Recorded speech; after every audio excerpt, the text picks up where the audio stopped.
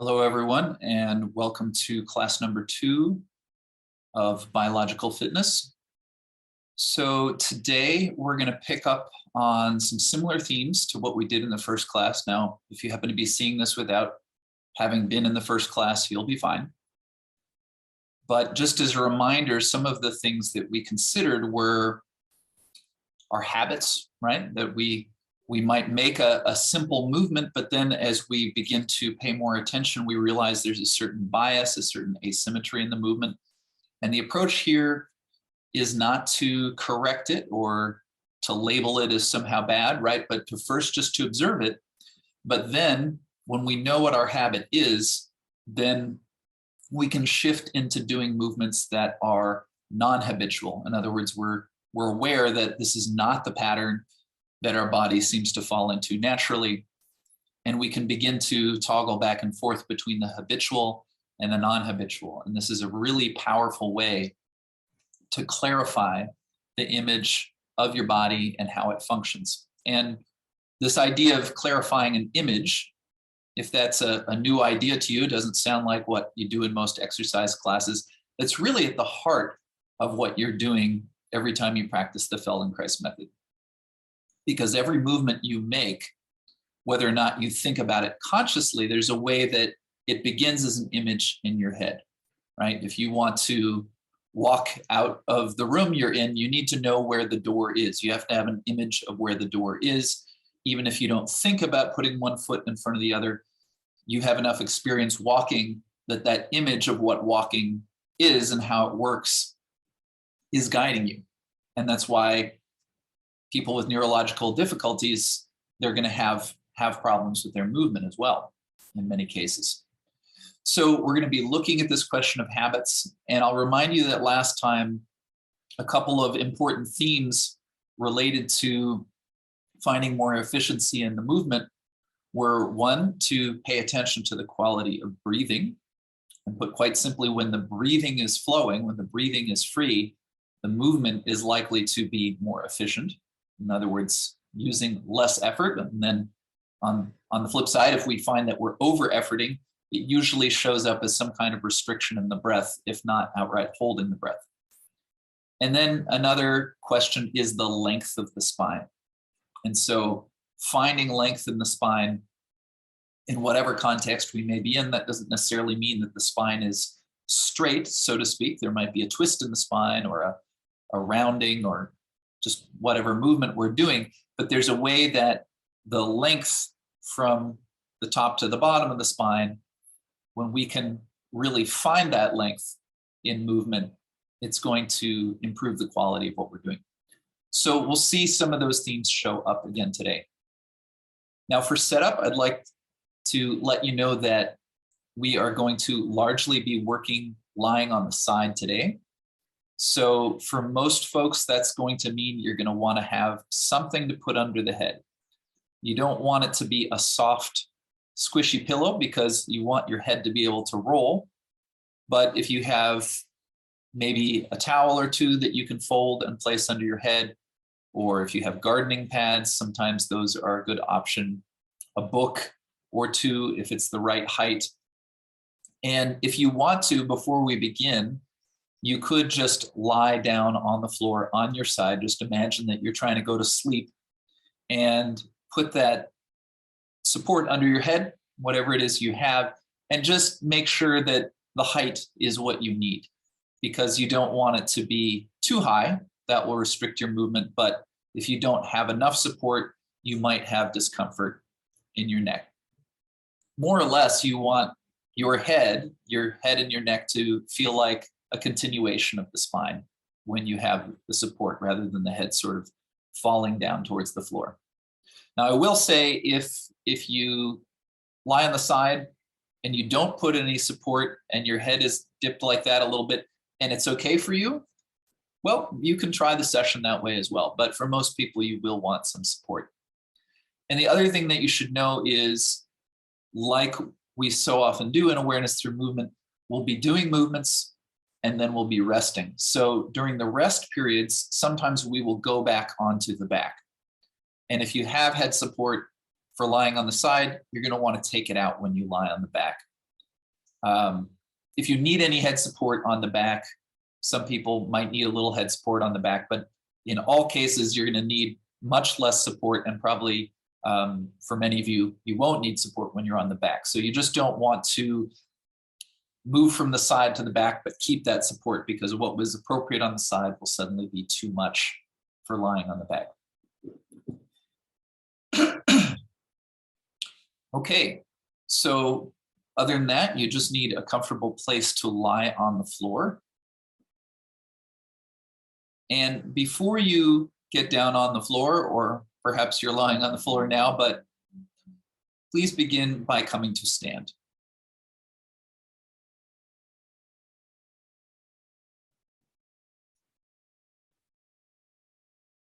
And while you're standing, just notice your comfort. If you imagine that you were standing for a long time, how would that be?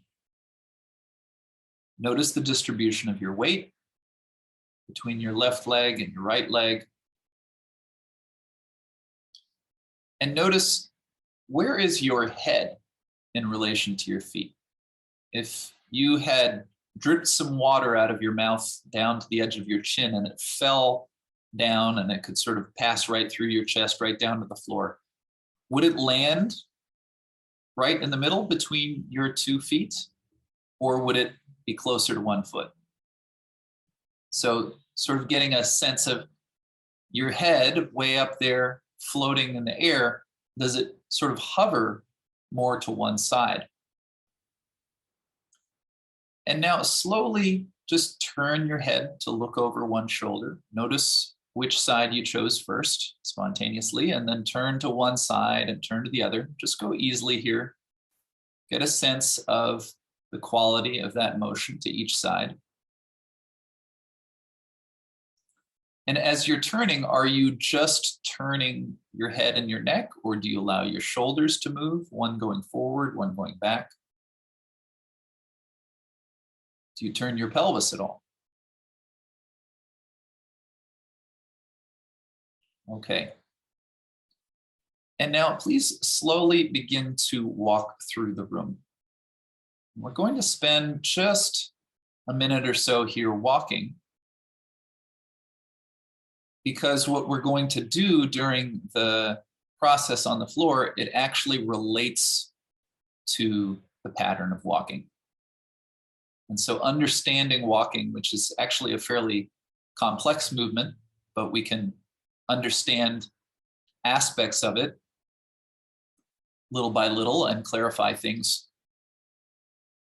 Since you walk all the time, if you ever have aches and pains, often it's the pattern of walking, it's how you're walking that might be related to those difficulties.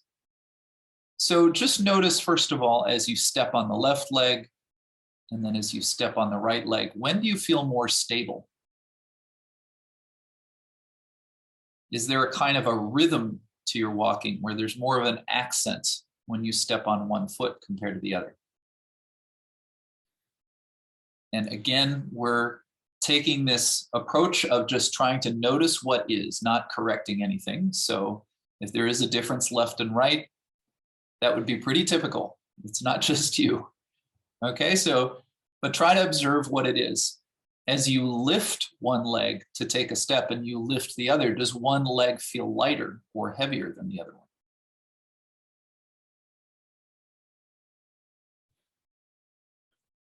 And just notice, if you're in a small space and you're walking, you're probably not swinging your arms that much. But do your shoulders move? Does one shoulder come forward and the other one back as you walk? Does your breastbone point a little from side to side as you walk? And what happens for many people is there's a sense of they take a step and their breastbone turns one way. And then when they step with the other leg, there isn't so much of a turn.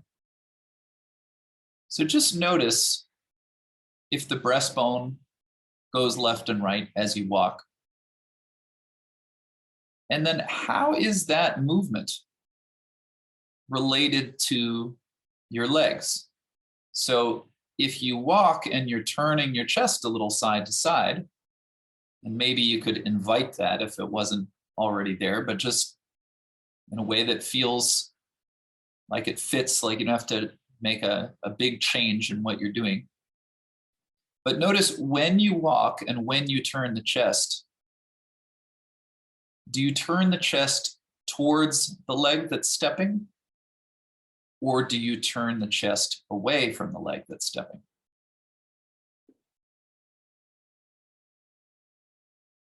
And whatever you do, go ahead and try the other version. So if you find that when you step with the right leg, you're turning your chest to the right, then the next time, try turning your chest to the left as you step with the right leg. And then, of course, if you were turning it to the left, turn it to the right. Just try both possibilities here. And you'll see people on the street walking in both of these two different patterns. So just kind of clarify those two for yourself, but try to sense what's your habit. If you're not thinking about it, which one of these do you think that you would tend to more likely fall into? Okay, great. So that's our check-in. Now come and rest on the floor on your back. So you don't need those head supports here at the beginning. What might be a good idea is just to put them on the floor just above your head so that you can easily reach up with your hands and grab them, and then you can pull them down and put them under your head when you're lying on the side, and when you come back to your back during rest periods, you can sort of just push them up above your head so they're not far away and not hard to find. But for now, you're just resting on your back.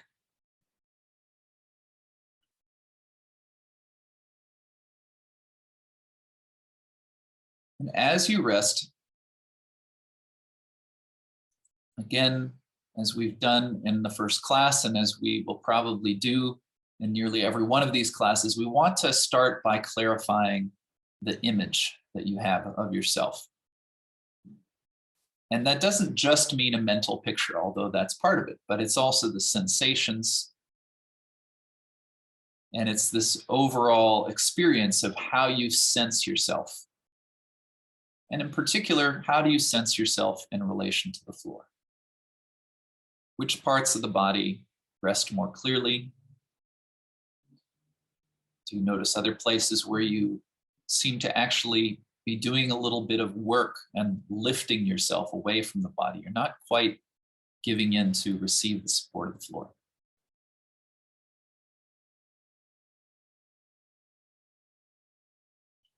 And one way to think of your body in a kind of a simple schema is to imagine that you are made up of 5 different lines. So one of those lines would be your right leg. Just think of the line from your right heel into the right side of your pelvis. The area of the groin is where the hip joint is, the top of the leg. But just imagine it as one line. Just sense into the line of your right leg. And then shift your attention over to sense the line of the left leg.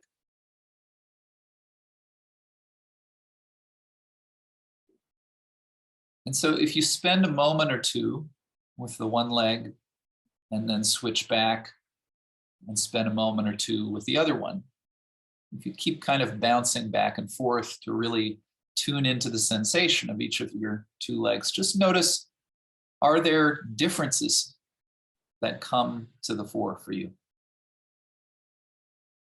Maybe one leg feels longer. Maybe one leg rests a little more comfortably on the floor. If you notice where the heels are connected to the ground, you might notice that one leg is a little more turned in or a little more turned out compared to the other. Now, I should say, if you're not comfortable with the legs long, you can always bend the knees and stand the feet. But even there, you could get a sense of where your big toe is pointing on each leg.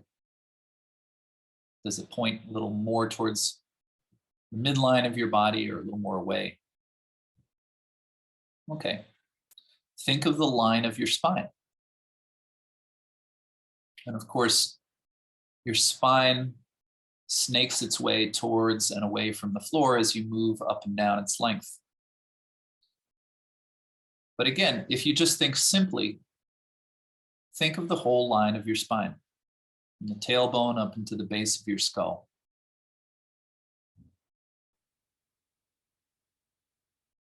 Just what's the sensation you get when you think of the line of your spine? And then think of the line of your right arm from your shoulder out to your fingertips. And then your left arm from your shoulder out to your fingertips. Compare the feeling of each of your two arms. And notice, does one of your arms feel more connected to the line of your spine? One of your arms, it almost maybe feels like it kind of grows out of the side of your neck. But maybe with the other arm, not so much.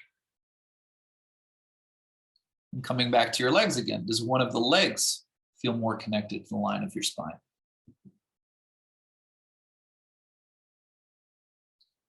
And just see what happens if you try to paint all 5 of those lines in your imagination.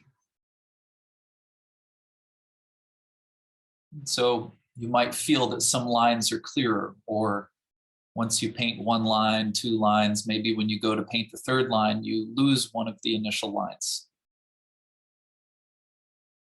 And this is something we'll come back to as we go on here. But this idea of 5 lines is a useful scheme, and it's something that you can tune into when you're sitting on the bus, when you're walking down the street, in all kinds of situations. This simple formula of thinking of your body as 5 lines, it's a useful tool for building body awareness, really anytime and anywhere.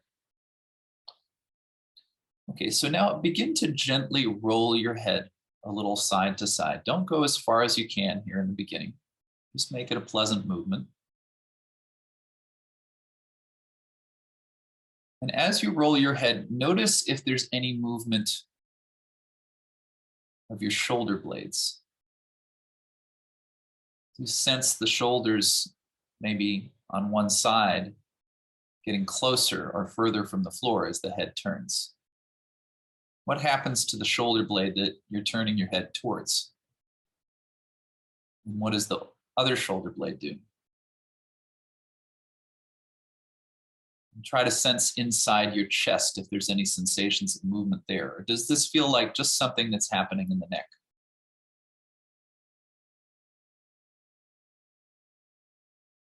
Okay, rest for a moment.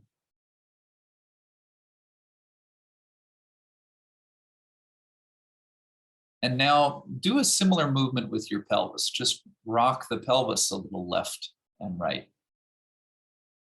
And also notice here if one direction feels simpler than the other. Again, no need to do the largest movement you can, just make it gentle. Notice how the legs respond. And then as you roll your pelvis to the left, roll your head to the left. And as you roll your pelvis to the right, roll your head to the right.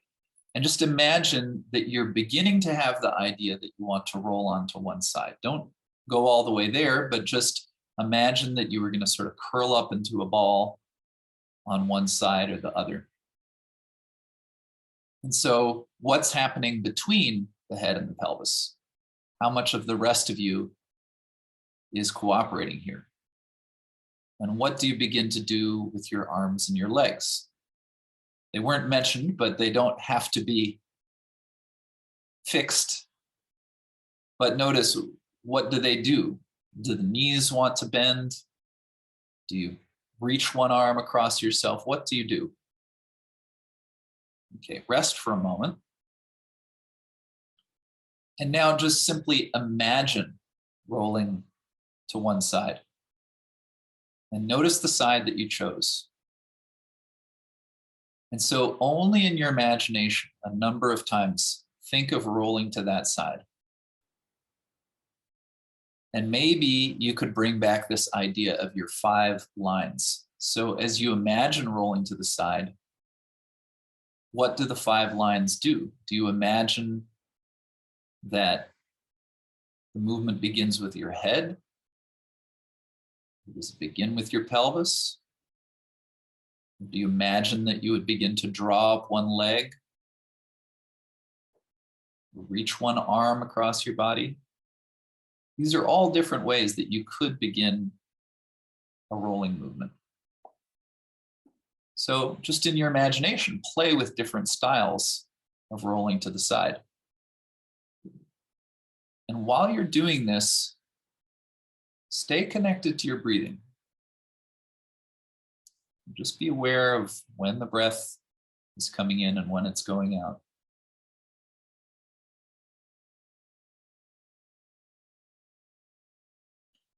And even though the idea is that you're just imagining this movement here, just notice if there are sensations, the beginnings of muscular contractions that you can feel as if your body's kind of itching to do the movement because here you are imagining it.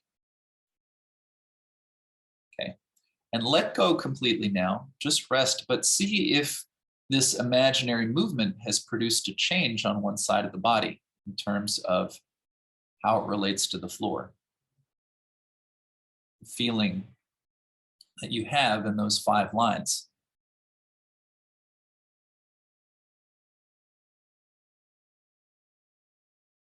And now begin to imagine rolling in the other direction.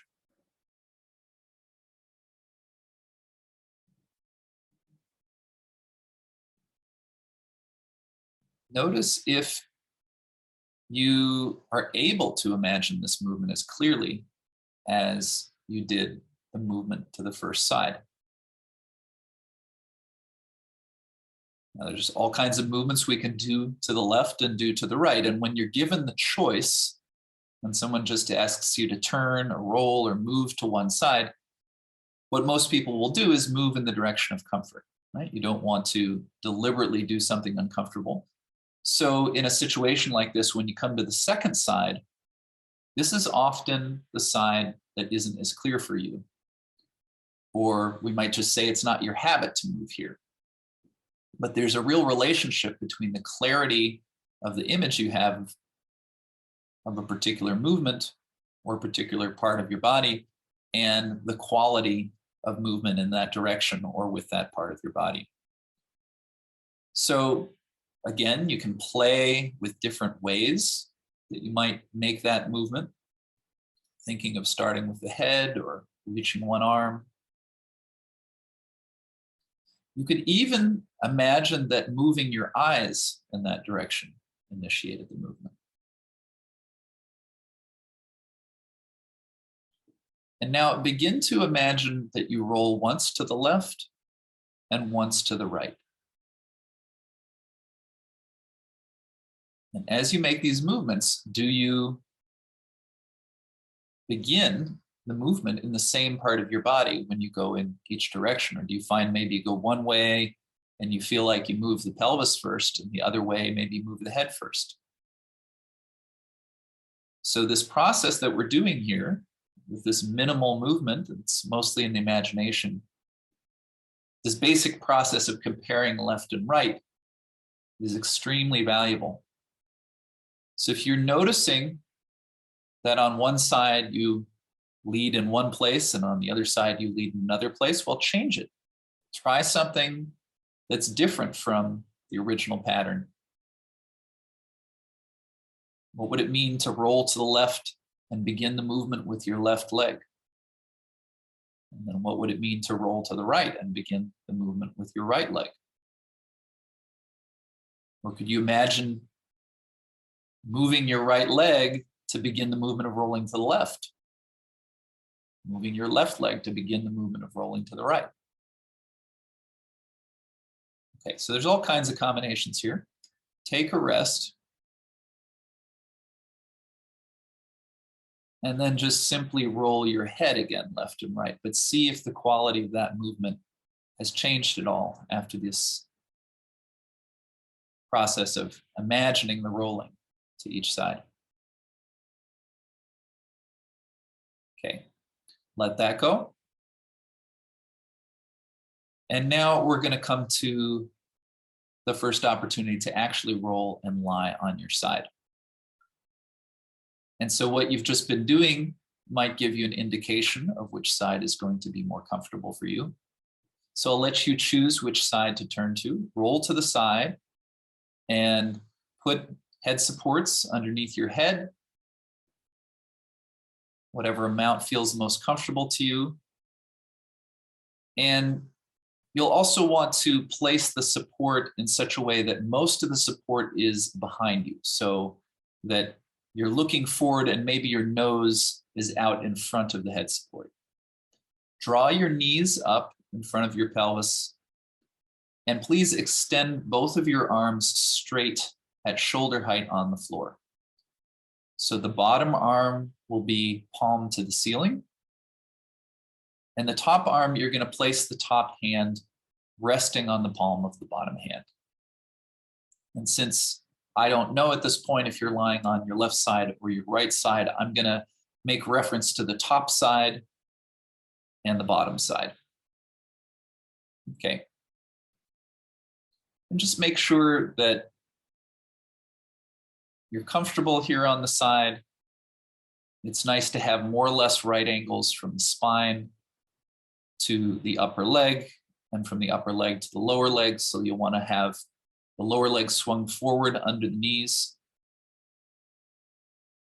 And if you can, look for at least some degree of length here on the side. Many people get very rounded when they lie on the side. And if there's a certain rounding there, it's okay, but you don't need to overdo that, perhaps we could say. All right, so bring your attention to the top hand, how it rests on the bottom hand. Again, the arms are straight. And now begin to make a movement very gently. It's a movement of the whole arm that carries that top hand a little further forward past the bottom hand. So maybe the fingertips of the top hand, they come down to the floor just past the fingertips of the bottom hand. And then bring the arm back so that you're in the starting position again. You're going to make this movement a number of times. Go gently. The size of the movement really isn't important, except to say that if you do too much and you work too hard, that's going to be counterproductive. So let's think of these movements as movement patterns rather than sort of trying to achieve a goal with these movements. They're not repetitions of an exercise in the sense of trying to build muscle. What we're trying to build is a clearer picture of the functioning. So feel how you can begin this movement from the shoulder blade. And the shoulder blade can reach a little away from the spine on your back.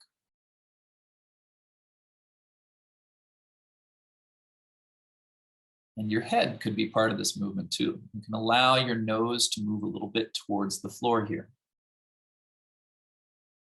And so that's why you want to make sure that the head support is positioned so it doesn't get in your way. Make the movement and come back. And when you come back to the starting position, actually pause for just a few moments before repeating the movement. Try to have the sense that each new movement is really a fresh idea. And if you make a movement and there's some discomfort in the movement, how can you soften somewhere or get a little more connected to your breathing, or maybe just lower your ambition for the next movement so that you don't have to repeat a discomfort over and over.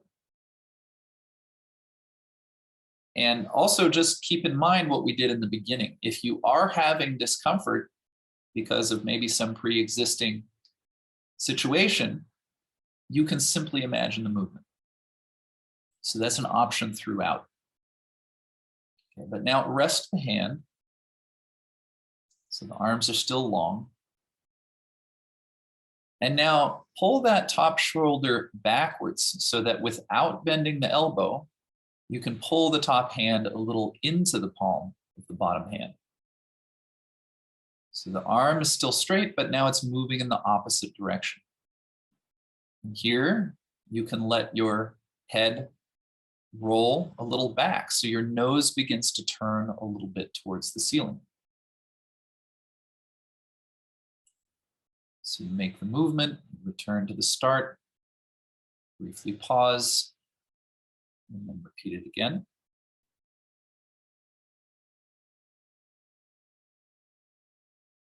And now begin to alternate by taking the hand forward out past the bottom hand with one movement and then coming back to the middle and then taking it backwards. And just notice that this is an invitation for rotation through the spine. So as the hand goes forward, your face, your chest, they come a little towards the floor. And then as the arm slides backwards, you're turning a little bit towards the ceiling, opening the chest. Just go forward and back here. Feel how the top hand caresses the bottom hand. Make that pleasant. Make the hands soft.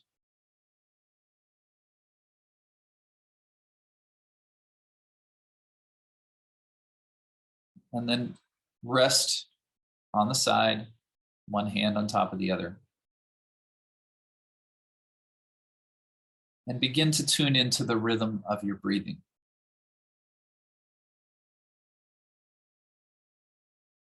And then come back to the same thing you were just doing, but now make one movement as you breathe in and make the other movement as you breathe out. And just notice, what did you do spontaneously? Does the hand go forward as you breathe in or as you breathe out?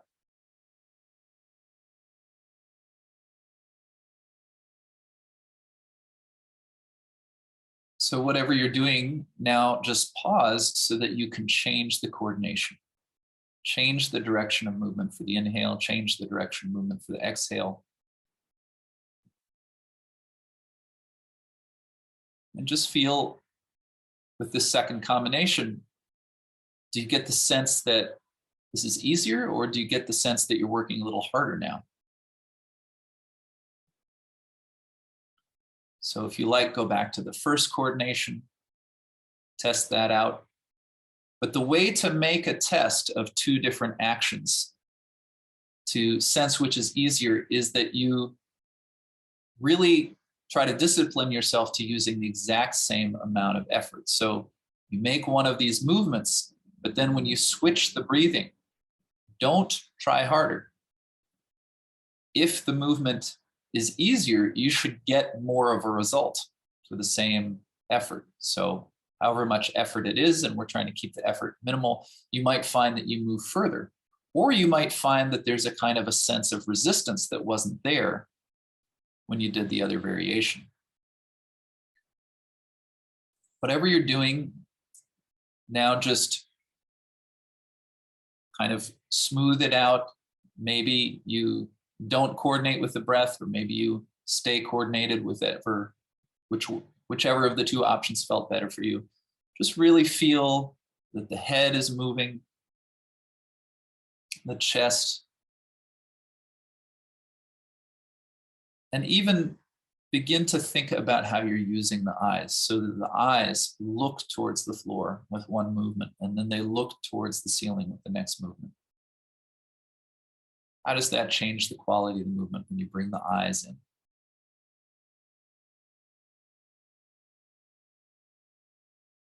So it's just this gentle rocking back and forth. Really just, you can almost make this a kind of a trance-like experience. Just rocking yourself gently, easily. It's almost like you're trying to fall asleep even though you're moving. Just really sink into soft, gentle rhythm with this movement. Okay, and then come back and rest on your back.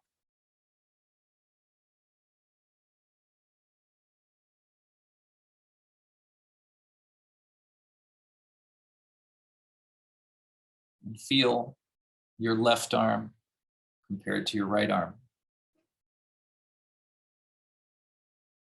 Your left leg compared to your right leg. And feel again the line of your spine. Is that picture of your 5 lines now somewhat different than it was in the beginning?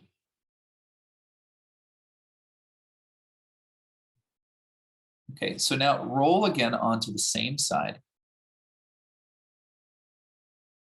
You can have your arms out in front of you in the same way, but this time interlace your fingers. Just clasp your hands. And the reason that you're doing that is basically because we want to immobilize the arms now. So instead, bring your attention to your knees. Again, you want to have the legs bent and you want to have one knee stacked on top of the other, one foot on top of the other. And now begin to move your top knee a little bit forward in space. So the top leg, it sort of slides over the bottom leg. The feet, they'll be slightly moved, but keep one foot on top of the other. Just move the top knee a little forward and bring it back. And feel that you do this by moving your hip joint forward, the top hip, the one closer to the ceiling. So make the movement forward and come back and feel how far up your spine do you sense this movement. Can you feel how you're inviting a rotation through the bottom half of your spine here?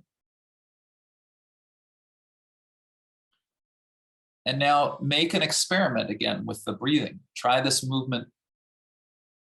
First of all, try it on the exhale. Just make a few movements as you exhale. The movement can be very small again. It's as if there was a little button right in front of your knee and you just were trying to press the button with your knee. Don't do the largest movement that you can do. Keep it simple.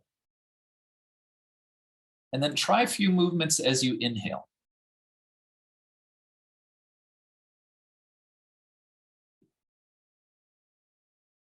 Okay, and rest. And then just like you did with the arms, now you're going to reverse the direction of the movement. So begin to slide the knee backwards. The hip reaches a little backwards. And then bring it back to the starting position. Feel how this movement passes through the spine. Moving the hip backwards while lying on the side like this might feel less familiar than the movement going forward. So just take your time with it. But then begin to move the knee both forward and back. And remember, the arms aren't moving. You have the fingers clasped. But as the knee goes forward and back, imagine how the spine is being invited to rotate. And again, how far up does that movement go?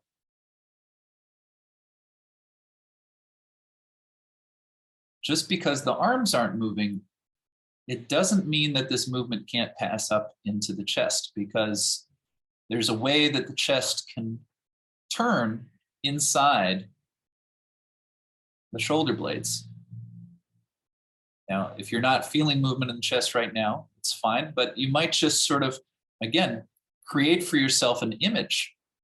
If your spine was like a barbershop pole, as the knee goes forward, how does the barbershop pole spiral? How do those stripes move?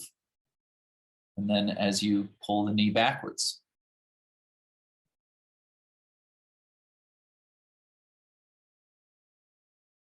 Very good. Come back and rest on your back again.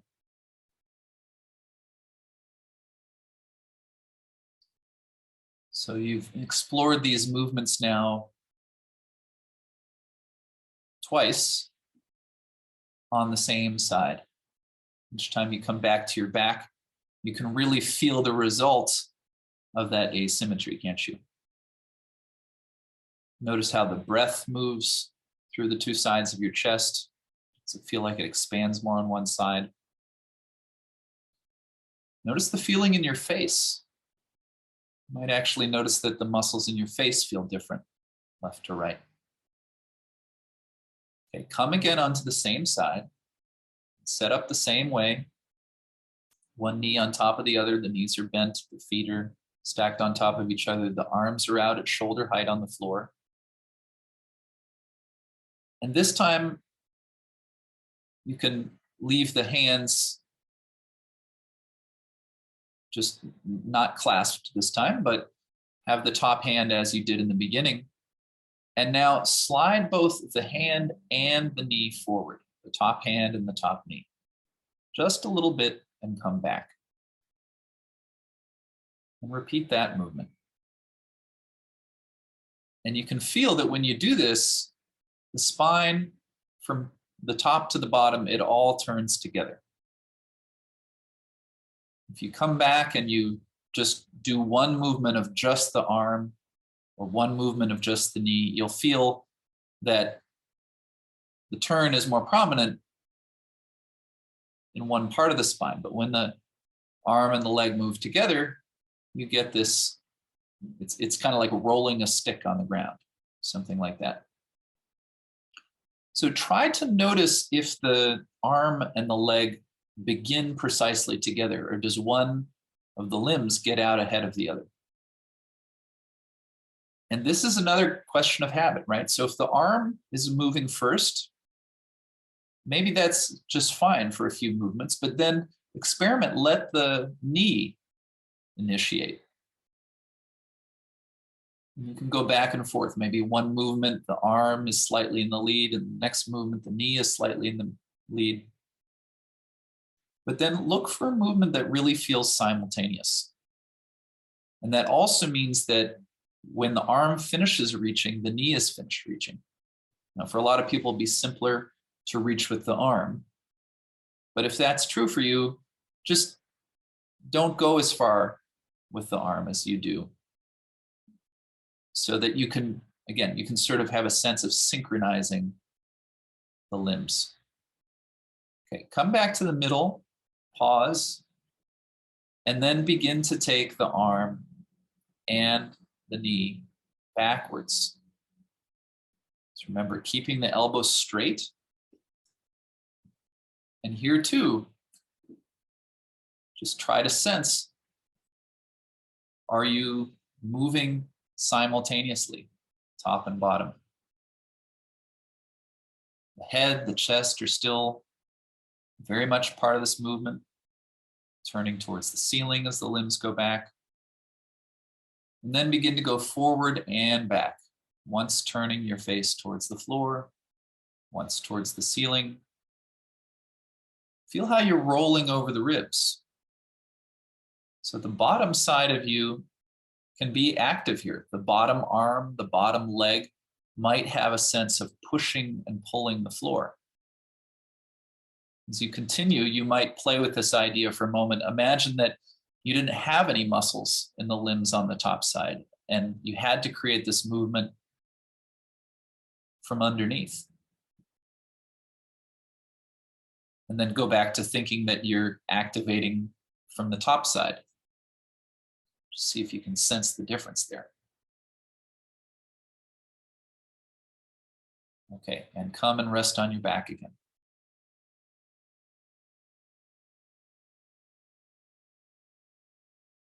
And with this one-sided feeling, what's it like to roll your head to the left, roll your head to the right? Can you feel that in one direction, the movement seems to connect to more of your spine?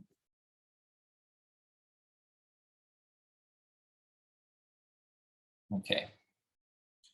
So, probably wondering, when are we going to go to the other side? So go ahead and roll to the second side now. Bring the head supports under your head. Hopefully you remembered to be taking them out when you're on your back. If not, make sure to do that from now on. But on the side, you have whatever support you need. The arms are out in front, shoulder height, knees bent and stacked one on top of the other, the feet on top of the other.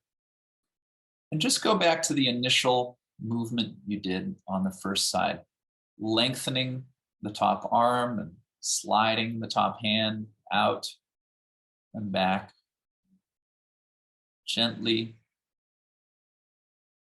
without hurry.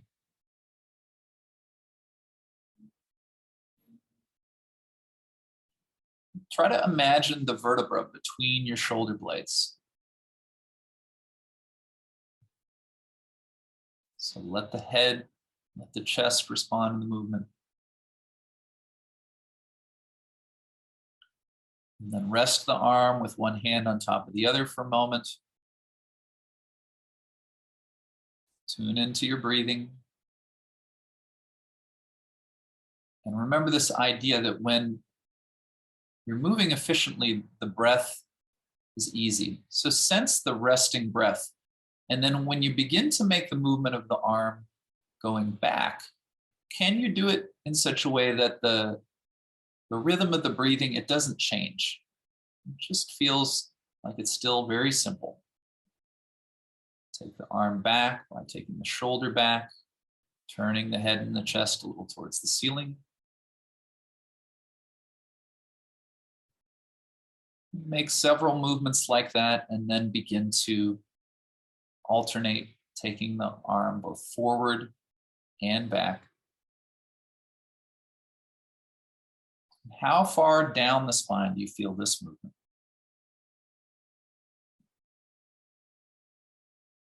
Now, if you sense that the knee wants to move, try to inhibit that so that at this point, the movement is mostly in the upper spine.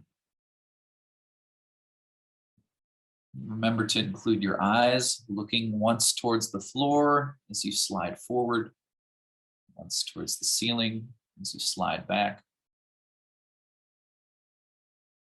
Okay, pause for a moment. And now we're going to introduce a little variation we didn't do on the first side. So resume the movement, but very small. Just take the hand like a ½ inch forward, a ½ inch back. And let your head turn towards the floor as the arm goes forward, towards the ceiling as the arm goes back. But now can you reverse that? So as the hand goes forward, turn the head and the eyes towards the ceiling, just a little bit. And then as the hand goes back, turn the head and eyes towards the floor. So reversing the movement here of the head in relation to the shoulders. So go gently, listen to the breathing. Can you do this without holding the breath, without restricting the breath? Just play with it. And then go back to turning the head with the shoulders so that you look towards the floor. As the arm goes forward, you look towards the ceiling as the arm goes back. And you might find this movement became a little easier after doing that opposing variation. Okay, come back and rest on your back for a moment. So here, if you had support under the head on the side, take it out, just have it somewhere above you, easy to reach. Just check in with how your body relates to the floor here after beginning to work on the second side. And then roll back onto that second side again and clasp your hands. The knees are stacked one on top of the other, the feet one on top of the other, and begin to gently push the top knee a little bit forward. Come back. Notice, what do you do with your belly when the knee goes forward? Does the belly go forward also? Or are you drawing the belly in? Now, this can be a source of some real trouble here. So be very gentle, but make an experiment. As you move that knee forward, Would it be simpler and easier if you were to actually expand the belly or draw the belly in? I probably don't have to tell you that a lot of people have the habit of kind of trying to hold the belly in at all times, maybe because of appearances. But what happens if you pull the belly in when you try to take the knee forward? And then what happens if you push the belly out? So hopefully you can feel there's a difference there. And once you feel what's simpler for you, you do it that way. Okay, but now pause and then begin to take the knee backwards. Of course, this is rolling the pelvis, isn't it? You're sort of just taking the top hip a little backwards. The pelvis rolls on the floor. You can feel the changing pressure.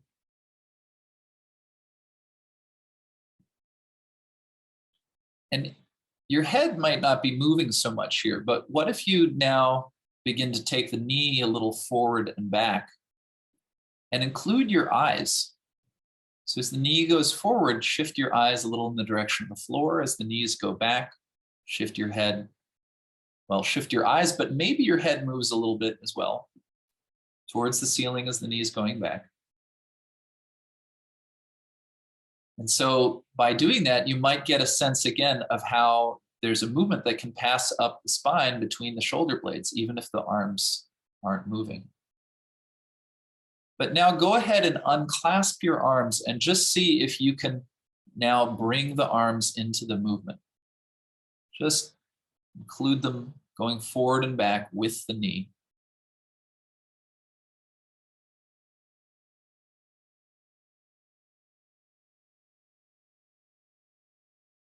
Don't rush. Don't worry about the size of the movement. Again, maybe you could think that you were almost falling asleep as you were doing this.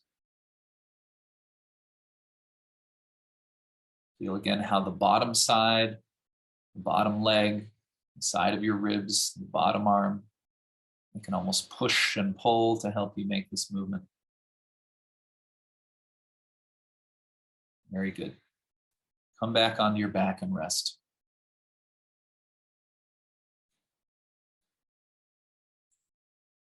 And now just remember an idea from the beginning. You were imagining rolling to the left and rolling to the right.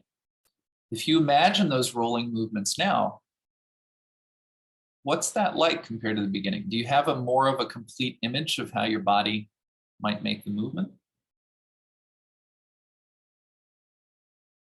Okay, leave it alone. Roll back onto the first side, the one you chose at the beginning. Arrange yourself the same way as you've been doing. Use the head support, have the arms out at shoulder height, one palm on top of the other, the knees bent and stacked one on top of the other, and the feet on top of each other.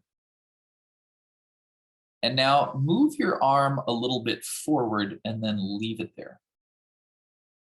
Leave it there so your head, your chest will be a little more towards the floor now. And then begin to move your top knee a little forward and back, but keep the top arm forward.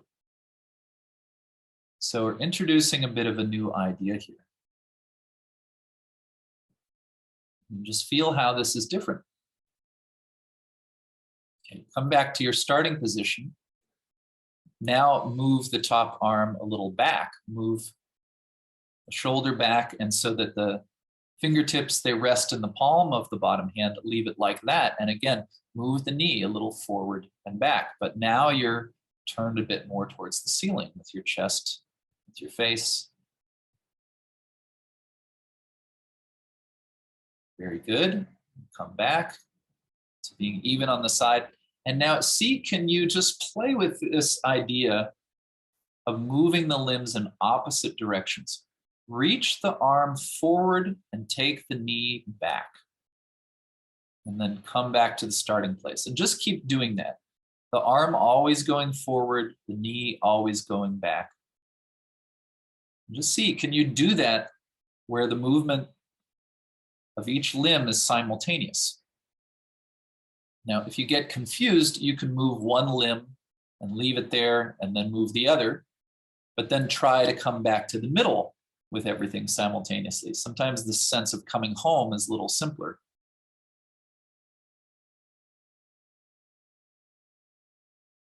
Okay, take a pause.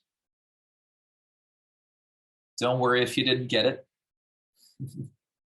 But now slide the arm back and slide the knee forward. And then return. And keep doing that. And here too, if you need to, you can move one limb at a time. But really, what you're doing now is you're twisting the spine, aren't you? The top of the spine goes one way and the bottom goes another.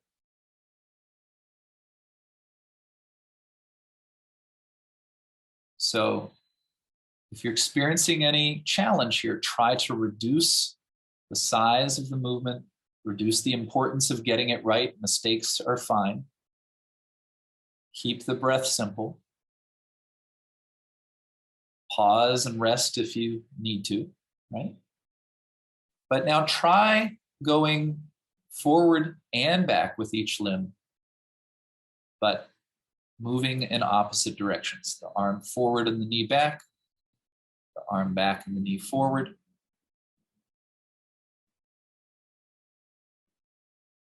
Just see how that is. What are you doing with your head? Are you moving your head with your arm? Or are you moving your head with your knee?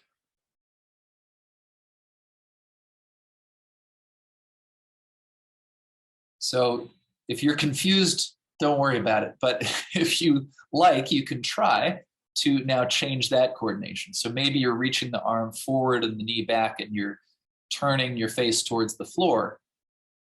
But as you did earlier, you can reverse the coordination with your head. So the arm could go forward and the knee back, but maybe the head now turns as if you're looking towards the ceiling.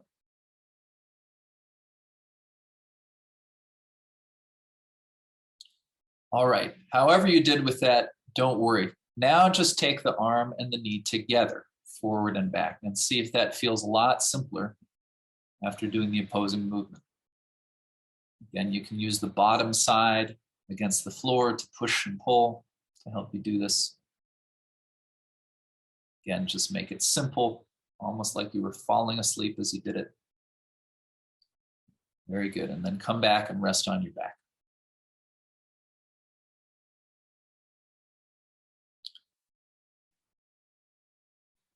And for just a couple minutes, now come to the other side and play with the same idea. Can you figure out how to take the arm one way, the knee the other way? And you don't have to get there all at once. You can move one limb, move the other, but I'll leave it up to you to play with this. How do you put it together? And again, just if you can have the sense that a mistake is still a learning opportunity, that it doesn't really matter if you get it all right or not, you can begin to get a little window into kind of how your psychology actually relates to your biology, right? Because if you're getting very frustrated and you start to stress out and you start talking to yourself about what kind of person you are if you can't figure this out right now, that's going to change the quality of your movement. That's going to change the quality of your breathing. So what does it mean to really take care of yourself here?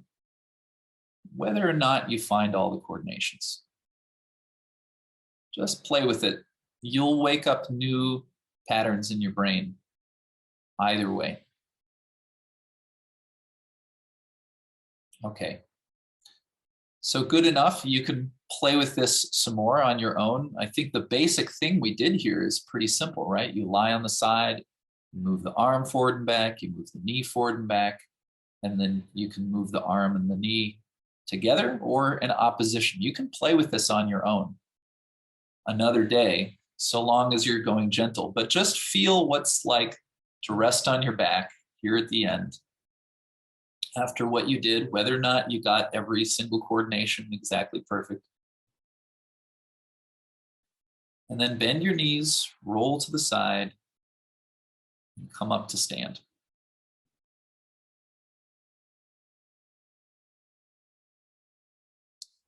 Before you go on with your day, just try out a couple of those movements from the very beginning. Turning to look left and right.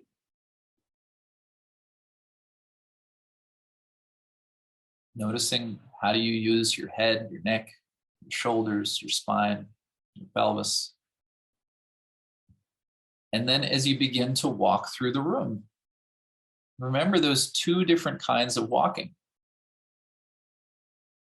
They reflect the movements you did on the floor. So one of those ways of walking was like when the knee and the hand were both moving in the same direction. And really the key here is the hip joints and the shoulders. And then there's another kind of walking where you step forward with one leg, but on the same side, the arm is swinging back, right? Or the question I asked you before was, which way do you turn your chest? So try the kind of walking where the chest turns towards the leg that steps. Try that for a few paces, and then after that, try turning your chest away from the leg that steps. And just notice which one of those ways of walking serves you better. Which one of those ways of walking keeps you feeling balanced and really moving forward, and which one is a sort of a side to side kind of a feeling to it. Okay? So these patterns are part of your everyday movement, right, of walking, but hopefully you have a new insight and maybe a new image of your 5 lines now as you walk through the room. We're at the end of our time today, so we're going to wrap it up. But I look forward to seeing you soon for another class here in our series on biological fitness. Take care.